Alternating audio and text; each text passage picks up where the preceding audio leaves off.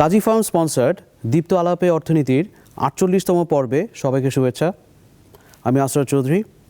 আজকের পর্বে আমরা টোটাল প্রফিট আর মার্জিনাল প্রফিট দেখার চেষ্টা করব। আসুন শুরু করা যাক।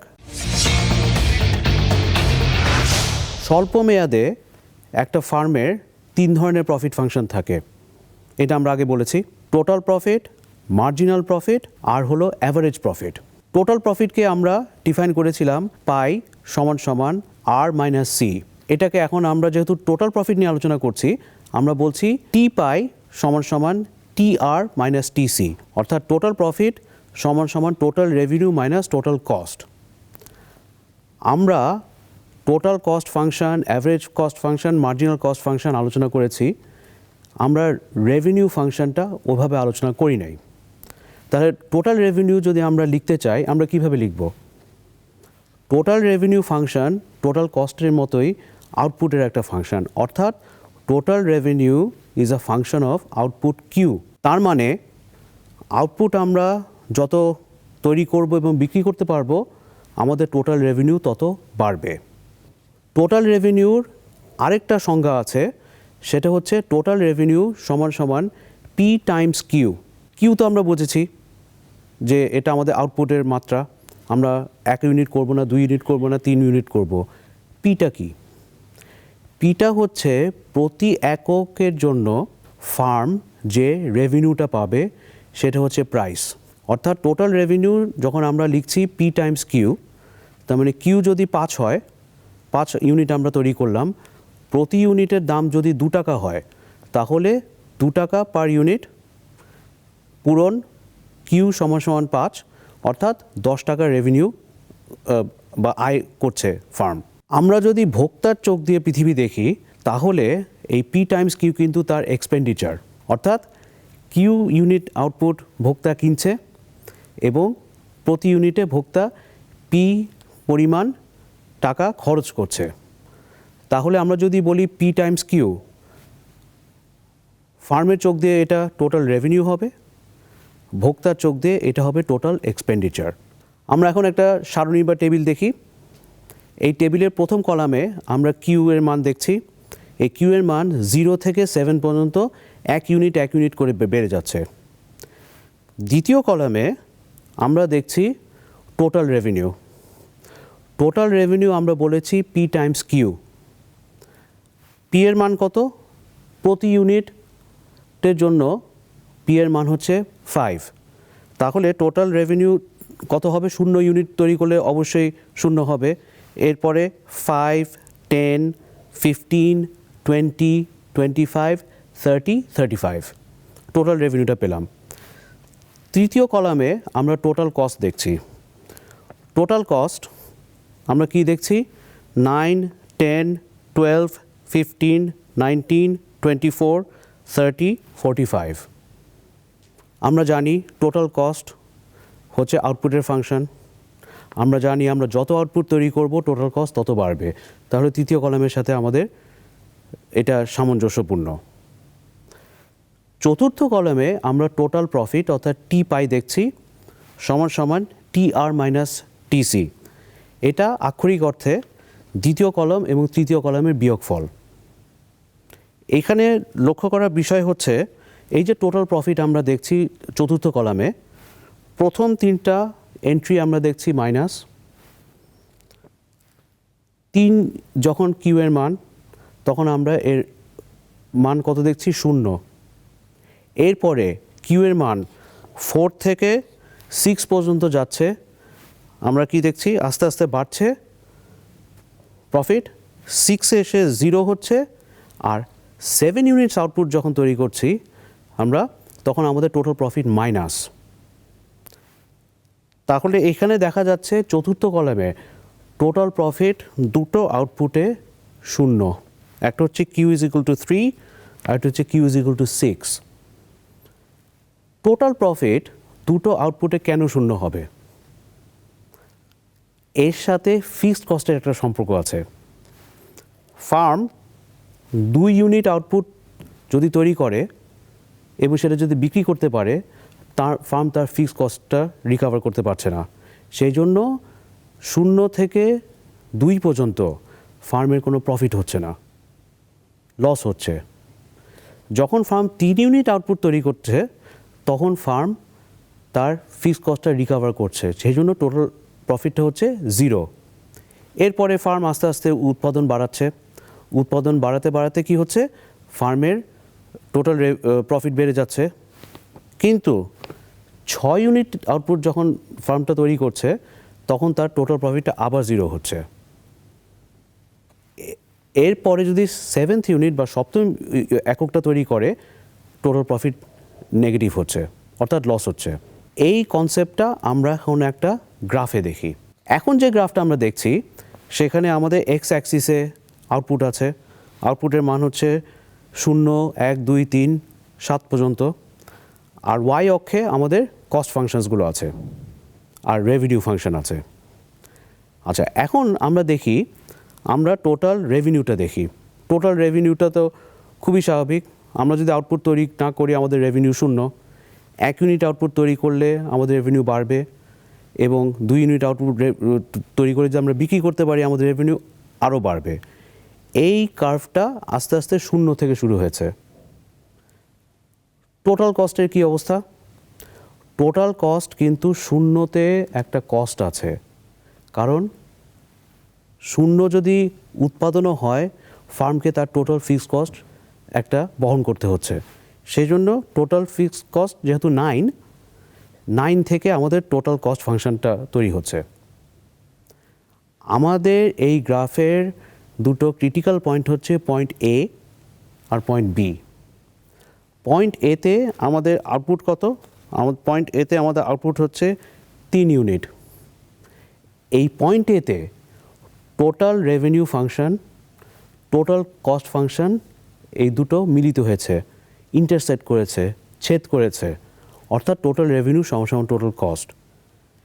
প্রথম যে বিন্দুটা আমরা দেখছি পয়েন্ট এতে ফার্ম তার ফিক্সড কস্টটা রিকভার করতে পারছে। এরপরে 3 থেকে 5 ইউনিট পর্যন্ত ফার্ম যে আউটপুটটা তৈরি করছে সেটা যদি বিক্রি করে ফেলতে পারে ফার্মের টোটাল রেভিনিউ টোটাল কস্টের চেয়ে বেশি হবে। সেটা আমরা গ্রাফে কিভাবে দেখছি? টোটাল রেভিনিউ ফাংশনটা 3 থেকে 5 পর্যন্ত টোটাল কস্টের উপরে আছে, তাহলে ওই যে গ্যাপটা আছে এই গ্যাপটাই হচ্ছে আমাদের প্রফিট। তবে 6 ইউনিটে এসে ফার্মের টোটাল রেভিনিউ আর টোটাল কস্ট আবার সমান হয়ে যাচ্ছে, অর্থাৎ প্রফিট তখন 0। এরপরে ফার্ম যদি 7th ইউনিট বা 7ম এককটা তৈরি করে তাহলে কি হবে? ফার্মের লস হবে। সেটা আমরা গ্রাফে কিভাবে দেখছি? আমরা দেখছি টোটাল রেভিনিউ ফাংশনটা টোটাল কস্টের নিচে আছে 7 ইউনিটসে, সুতরাং অবশ্যই সেখানে একটা লস হবে। টোটাল ফাংশনটা তো আমরা দেখেছি, টোটাল রেভিনিউ আর টোটাল কস্ট। এটাকে যদি আমরা প্রফিট ফাংশনটা দেখি তাহলে আমরা এখন যে গ্রাফটা দেখি সেটাতে দেখি প্রফিট ফাংশনটা কিভাবে আসবে। এখনকার যে গ্রাফটা দেখছি সেটা ওই আগের ফাংশনের মতোই, এক্স অ্যাক্সিসে কিউ আছে, ওয়াই অ্যাক্সিসে হচ্ছে প্রফিট। আমরা আমাদের সারণীতে ফেরত যাই। সারণীর সর্বশেষ কলামে আমরা দেখেছি কি 2 ইউনিট আউটপুট পর্যন্ত ফার্মের ফিক্সড কস্ট রিকভার করতে পারছে না, সুতরাং টোটাল রেভিনিউর চেয়ে টোটাল কস্ট বেশি। 3 ইউনিট আউটপুটে ফার্ম তার ফিক্সড কস্টটা রিকভার করছে, সুতরাং তখন প্রফিট 0। 4 এবং 5 ইউনিটে টোটাল রেভিনিউ টোটাল কস্টের থেকে বেশি, ফার্ম প্রফিট করছে। এরপরে 6 ইউনিটে এসে টোটাল রেভিনিউ টোটাল কস্টের সমান হচ্ছে, সুতরাং প্রফিট তখন 0। 7 ইউনিটে এসে ক্ষতি হচ্ছে। এখন আমরা গ্রাফটা দেখি। গ্রাফটাতে আমরা কি দেখছি? আমরা যে পয়েন্ট এটা দেখেছিলাম আগের গ্রাফে, সেই পয়েন্ট এটা কোথায় আছে? সেটা হচ্ছে প্রফিট যখন 0। এই পয়েন্ট এর আগে আমাদের কি হচ্ছে? Profit negative. কেন? কারণ ফিক্সড কস্ট রিকভার করতে পারছে না, টোটাল রেভিনিউ থেকে টোটাল কস্ট বেশি। একইভাবে পয়েন্ট সিটা, এখানেও আমাদের প্রফিট 0 হচ্ছে, এবং এরপরে 7ম ইউনিট বা 7th ইউনিট যদি ফার্ম তৈরি করে ফার্মের টোটাল রেভিনিউ থেকে টোটাল কস্ট বেশি হবে, সে তখন প্রফিট নেগেটিভ হবে। আমাদের চতুর্থ কোয়াড্রেন্টে আমরা এই দুটো ঘটনা দেখছি। এখন আমরা টোটাল রেভিনিউ, অ্যাভারেজ রেভিনিউ আর মার্জিনাল রেভিনিউ এগুলোর মধ্যে সম্পর্কটা দেখার চেষ্টা করি। টোটাল রেভিনিউকে আমরা ডিফাইন করেছি TR সমান P টাইমস কিউ। তাহলে অ্যাভারেজ রেভিনিউ যদি আমরা বের করতে চাই তাহলে আমরা টোটাল রেভিনিউকে কিউ এর সাপেক্ষে ভাগ করব। তাহলে কি হবে, ATR অথবা AR, অ্যাভারেজ টোটাল রেভিনিউ আর অ্যাভারেজ রেভিনিউ যেটাই আমরা বলি, সমান TR divided by Q. TR এর মান কত, PQ।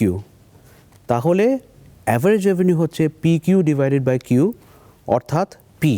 প্রতিটা ফার্মের জন্য এই সমীকরণটা সত্য। সেই ফার্মটা পারফেক্ট কম্পিটিশনের ফার্ম হোক, সেই ফার্মটা মনোপলি বা একচেটিয়া মার্কেটের হোক, অ্যাভারেজ রেভিনিউ সব সময় প্রাইসের সমান হবে। এটা একটা ট্রুইজম। এখন আমরা দেখি অ্যাভারেজ রেভিনিউ আর মার্জিনাল রেভিনিউর সম্পর্কটা কি। আমরা মার্জিনাল রেভিনিউ ফাংশনটা পেতে পারবো টোটাল রেভিনিউ ফাংশন থেকে যদি টোটাল রেভিনিউ ফাংশনকে আমরা কিউ এর সাপেক্ষে ডিফারেন্সিয়েট করি। সেটা দেখি তো কী হবে। টোটাল রেভিনিউ সমান P টাইমস কিউ। তাহলে মার্জিনাল রেভিনিউ হবে change in total revenue due to change in output. TR সমান PQ। তাহলে del PQ divided by del Q. পিটা এখানে কনস্ট্যান্ট।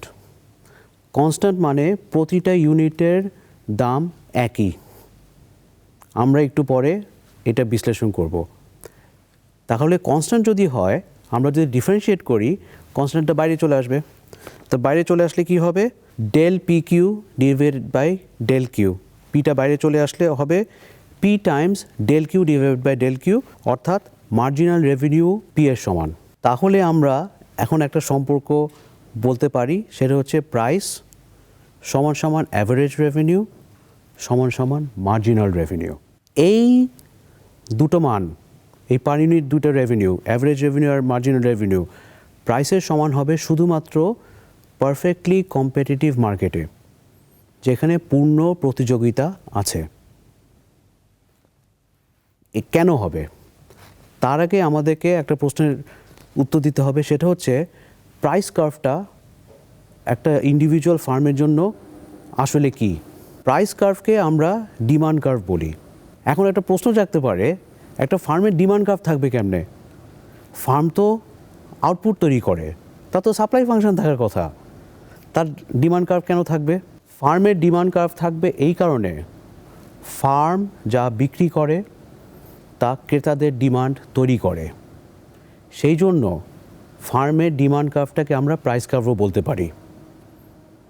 এখন অ্যাভারেজ রেভিনিউ আর মার্জিনাল রেভিনিউ যদি এক হয়, সেই ক্ষেত্রে ডিমান্ড কার্ভটা একটা ইন্ডিভিজুয়াল ফার্মের জন্য কি হবে সেটা আমরা একটা চিত্রের মাধ্যমে দেখি। এখন যে গ্রাফ দেখছি আমরা, এই গ্রাফে আমরা এক্স অ্যাক্সিসে কিউ বলছি, কিন্তু এই কিউটা হচ্ছে ছোট কিউ। কেন? আমরা একটা নির্দিষ্ট ফার্মের আউটপুট দেখানোর চেষ্টা করছি, ইন্ডাস্ট্রির না। তাহলে এই যে ইন্ডিভিজুয়াল ফার্মটা আছে, সে যে কিউটা তৈরি করছে, আউটপুটটা তৈরি করছে, সে বেশি তৈরি করে ইন্ডাস্ট্রিকে প্রভাবিত করতে পারবে না, কম তৈরি করেও সেই ইন্ডাস্ট্রিকে প্রভাবিত করতে পারবে না। অর্থাৎ ফার্ম যদি টোটাল ইন্ডাস্ট্রির তুলনায় অনেক ছোট হয়, তাহলে প্রাইসটা প্রতি ইউনিটে সে গ্রহণ করবে। ইংরেজিতে এটাকে বলে প্রাইস টেকার। আমাদের প্রাইস কত? আমাদের প্রাইস হচ্ছে 5। এরপরে আমরা 4টা রেক্ট্যাঙ্গেল দেখছি, A, B, C, D। প্রথম যে রেক্ট্যাঙ্গেলটা দেখছি সেটা হচ্ছে প্রথম ইউনিট আউটপুট তৈরি করলে ফার্মের যে রেভিনিউ। বিটা হচ্ছে দ্বিতীয় ইউনিটের জন্য, সিটা হচ্ছে তৃতীয় ইউনিটের জন্য, ডিটা হচ্ছে চতুর্থ ইউনিটের জন্য। রেক্ট্যাঙ্গেলের এরিয়া কত? P times Q.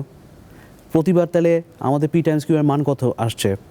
5 হচ্ছে প্রাইস, প্রথম ইউনিটের জন্য 1, তাহলে 5 টাইমস 1 রেভিনিউ 5। সেকেন্ড ইউনিটটা কত? ইউনিট একটা, প্রাইস হচ্ছে 5, ওটারও রেভিনিউ হচ্ছে 5। একইভাবে সি এবং ডি, এই দুটো আয়তাকারের জন্য প্রতি ইউনিটে ফার্মের রেভিনিউ ঠিক থাকবে, অর্থাৎ 5 ইউনিটস করে পারবে। তাহলে ইনক্রিমেন্টাল রেভিনিউ, মার্জিনাল রেভিনিউ, এই রেভিনিউগুলো প্রত্যেক ক্ষেত্রে 5, 5, 5, 5 করে বাড়বে। অর্থাৎ marginal revenue is equal two 5 is equal to P. এখন উপরের যে লাইনটা আমরা দেখছি এখানে আমরা কি বলছি, D is equal to P is equal to A R is equal to M R. অর্থাৎ উপরের যে লাইনটা দেখছি এটা হচ্ছে ফার্মের ডিমান্ড কার্ভ। ডিমান্ড কার্ভ কেন? ফার্ম যা তৈরি করবে সেটা ক্রেতাদের ডিমান্ড মিটাবে। এইখানে আমাদের কার্যত দুটো ফাংশন আছে, একটা হচ্ছে অ্যাভারেজ রেভিনিউ ফাংশন আর হচ্ছে মার্জিনাল রেভিনিউ ফাংশন। এই দুটো কেন এক হয়ে যাচ্ছে? কারণ প্রাইসের উপর ইন্ডিভিজুয়াল ফার্মের কোনো প্রভাব নাই। আমরা যখনই একটা মার্কেট ডিমান্ড কার্ভ আঁকি, মার্কেট ডিমান্ড কার্ভ সবসময় ডাউনওয়ার্ড স্লোপিং হয়। এখন আমরা এই মার্কেট ডিমান্ড কার্ভটা একটা আঁকি এই গ্রাফে। এই গ্রাফে আমরা এখন যে এক্স অ্যাক্সিস দেখছি এখানে ক্যাপিটাল কিউ দেখছি। অর্থাৎ এখানে যে ডিমান্ড ফাংশনটা আমরা দেখছি সেটা একটা নির্দিষ্ট ফার্মের ডিমান্ড ফাংশন নয়, এটা সমস্ত ফার্মের ডিমান্ড ফাংশন। তাহলে এখন যদি অনেকগুলো ফার্ম আউটপুট বেশি তৈরি করে ফেলে প্রাইস কিন্তু কমে যাবে। অনেকগুলো ফার্ম যদি কোনো কারণে আউটপুট বেশি তৈরি করতে না পারে প্রাইস বেড়ে যাবে। তাহলে প্রাইস বেড়ে যাচ্ছে কমে যাচ্ছে এইটা একটা মার্কেট ফেনোমেনন, এটা বাজারে গিয়ে আমরা দেখব। কিন্তু ইন্ডিভিজুয়াল ডিমান্ড বা ইন্ডিভিজুয়াল ফার্মের যে আউটপুটটা আছে এতে প্রাইসের কোনো প্রভাব পড়বে না, কারণ সে এতই ছোট পুরো ইন্ডাস্ট্রিতে সে প্রাইসকে প্রভাবিত করতে পারছে না। কিন্তু আমরা যখন ইন্ডাস্ট্রির ক্ষেত্রে দেখব তখন আমরা দেখব যে প্রাইসটা সে প্রভাবিত করতে পারছে। আজকের পর্বে আমরা টোটাল প্রফিট, অ্যাভারেজ রেভিনিউ আর মার্জিনাল রেভিনিউ দেখলাম। আগামী পর্বে আমরা মার্জিনাল প্রফিট আর অ্যাভারেজ প্রফিট দেখব। আমাদের ফেসবুক পেজে লাইক দিবেন, কমেন্ট করবেন, ফলো করবেন। আমাদের ইউটিউব চ্যানেলে লাইক দিবেন, সাবস্ক্রাইব করবেন, কমেন্ট করবেন আর অবশ্যই বেল আইকনটা প্রেস করতে ভুলবেন না। আপনাদের সাথে আবারও দেখা হবে। সে পর্যন্ত ভালো থাকবেন, সুস্থ থাকবেন।